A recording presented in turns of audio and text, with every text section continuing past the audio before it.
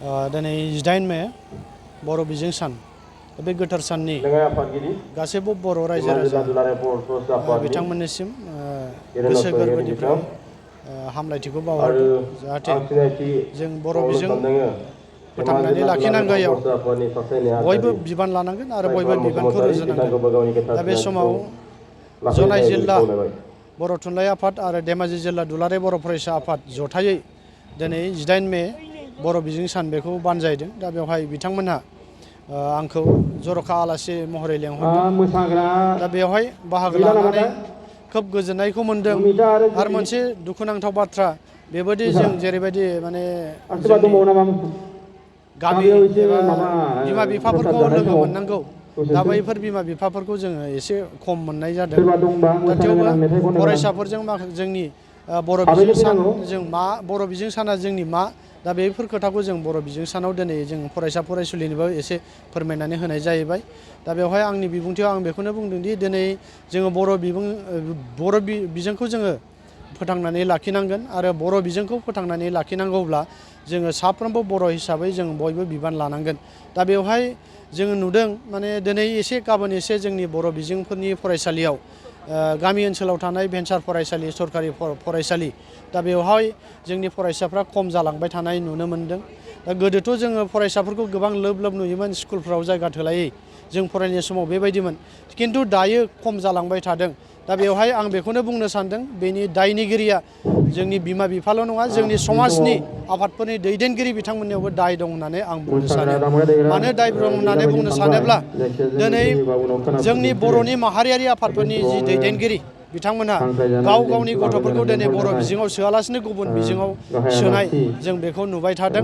आरो बेजोंनो लोगोसे बिथांमोनखौ फल' खालामनानैनो बिथांमोननि थांनायखौ नुनानै गुबुन गुबुन माखासे मानसिफ्रा बिथांमोनजों लोब लोब थांफाबाय थादों आरो गथ' गथायखौ गुबुन बिजोङाव हरबाय थादों। दा बे हिसाबै जोंनि बर' बिजोङाव, जोंनि बर' फरायसालिफ्राव, जोंनि स्टुडेन्ट एबा बर' मिडियामनि फरायसालियाव बर'नि जि फरायसाफोर खम जालांनाय जाहोन बेखौ आं नुनो मोनदों। दा बेवहायनो आं बेखौनो बुंदों, माने जोङो जुदि बर' बिजोंखौ फोथांनानै लाखिनांगौब्ला जोङो गोख्रों रोखोमै जोङो खामानि मावनांसिगोन आरो जोंनि गथ' गथायफोरखौ जों बर' बिजोङाव जुदि फोरोङाब्ला, फरायहोआब्ला निस्सय मोनसे समाव जोङो बर' बिजों एबा बर' मिडियामखौ जों फोजोबनानै लागोन। बेनि दायनिगिरिया जोंनि दैदेनगिरिफ्रानो जागोन आरो जोंनि समाजनि दैदेनगिरि बिथांमोनानो जागोन। बेखिनि इंराजि बिजोङाव दा आं बेखौनो जोंनि दैदेनगिरिफ्रानो जागोन आरो जोंनि समाजनि दैदेनगिरि बिथांमोनानो जागोन। बेखिनि इंराजि बिजोङाव दा आं बेखौनो बुंदों, दहायबो आं बेखौनो बुंदों। दा जाय बिथांमोना जोंनि बर'नि माहारियारि आफादनि दैदेनगिरि बिथांमोनहा माने गावनि गथ' गथायफोरखौ गुबुन बिजोङाव फोरोंदों, दा बिथांमोनखौबो आं खावलायनो सानदों। दा बिथांमोनाबो जुदि सम थानायावनो जुदि बर'नि माने बिजोंखौ फोथांनानै लाखिनांगौ जुदि सिन्था सानदोंब्ला, बिजोंखौ फोथांनानै लाखिनांगौब्ला जोंनो फरायसालि थाब्लाल' जानाय नङा, जों फरायसालियाव जोंनो फरायसाबो नांगोन। दा बेनिखायनो नोंथांनि गथ', सोरनिबा गथ' जुदि रावनिबो दैदेनगिरिनि गथ'आ जुदि फरायसालिफ्राव थाङाब्ला निस्सय बेयो लासैनो खम जालांगोन। दा बेनिखायनो आं खावलायदों जाहाथे सम थानायाव, नैबे सम थानायावनो जोङो गाव गावनि बर'नि माहारियारि दैदेनगिरि बिथांमोना बर' फरायसालियाव जेन गावनि गथ' गथायखौ फोरोङो, आं बिथांमोनखौ खावलायनाय थाबाय। बर'नि मोनसे गोथार सान। दिनैनिफ्राय हमनानै नायोबा 60 बोसोरनि सिगां जोंनि राव आरो बिजोंजों जों फरायनो मोनाखैमोन। खिन्थु 1963 मायथाइनि दिनैनि जिथु 18 मे बे अक्ट'निफ्राय बर' बिजों सानखौ बाहायजेननाय जादों। बे बर' बिजों साननि थाखाय नोंथांमोननि चेनेलनि दारै आं साफ्रोमनिसिमबो गाहाम हामलायनायखौ, बर' बिजों साननि गाहाम हामलायनायखौ बावहरबाय। आरो जों बुंगोन, जिहेथु जोंनि राव हारिमुवा थांनानै थानांगौबा बर' बिजोंनि फरायसालिफ्रा जोंना थांना थानांगोन। खिन्थु जों दिनै नुदों बर' बिजोंनि जिथु अबस्था, बिसेसकै बिटिआरनि बायजोआव खोब गाज्रि।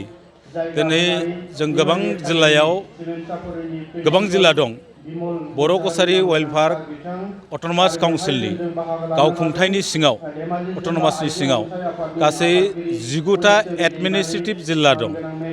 19टा एडमिनिस्ट्रेटिभ जिल्लानि सिङाव गंबासो जिल्लायावल' बर' मिडियामनि फरायसालिफ्रा दंसै दिनै।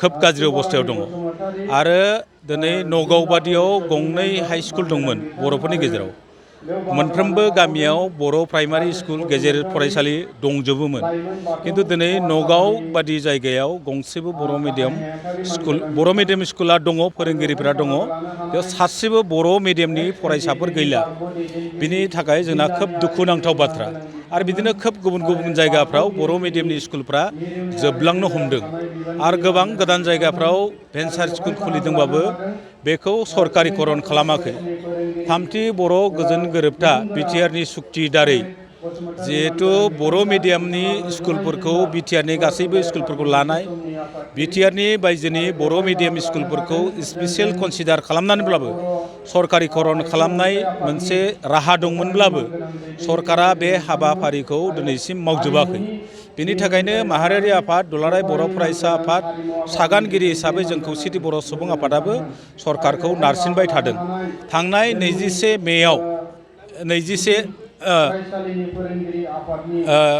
मेयाव जोङो आसामनि गिबि मन्थ्रिखौ लोगो हमनानै बे बाथ्राखौ नारसिननायाव बिथाङा सम होनांगोन होननानै जोंखौ बुंदों दा बिनि थाखायनो आं खावलायगोन माहारियारि जि आफादफोर दङ जों जयै जानानै जोंनि फरायसालिफोरखौ फोथांफिननायनि राहा लानांगोन सरकाराथ' जोंनो गोदो होआ नङा होदों दरफ्रोमबो गामियाव गोदो बर' मिडियामनि स्कुल दंजोबोमोन जोंनि जनाय बादियावनो थारमाने धर्मपुर उदयपुर बादि गामियाव स्कुल गंसे गोमालांबाय हयथ' सिमेन्ट सापरियावबो बबेबा फरायसालि थाखो 8, 9 आरो 10 नि फरायसाफोरनि थाखाय मोनसे गोनां फोसावथाय इम्पल्स आसामा नोंथांनि थाखाय होदों अनलाइन टिउसन एप्सनि सुबिदा बर' आरो एसामिस मोन्नैबो बिजोंनि 8, 9 आरो 10 थाखोनि बिगियान सानखान्थि आरो इंराजि आयदायाव अनलाइन टिउसननि सुबिदाखौ होगोन मोनफ्रोमबो आयदायाव दान मोनसेनि फिसआ 250 रांल' जागोन 12 दाननि थाखाय फरायसानि अनलाइन टिउसना सोलिगोन इम्पल्स आसाम अनलाइन टिउसन एपआव live class online test online assignment आरो डाउट क्लियरिं सेसननि सुबिदा मोननो हागोन इम्पल्स आसाम अनलाइन टिउसन एपआव रोंगौथि गोनां एक्सपिरियेन्स फोरोंगिरिफ्रासो फोरोंगोन गोसो गुदुं फरायसाफ्रा गाव गावनि मबाइलाव गुगल प्ले स्ट'रनिफ्राय इम्पल्स आसाम एपखौ डाउनल'ड खालामनो हागोन लोगोसेयैनो 8099334099 जानबुं अनजिमायाव थोंजोङै जगाजग खालामनो हागोन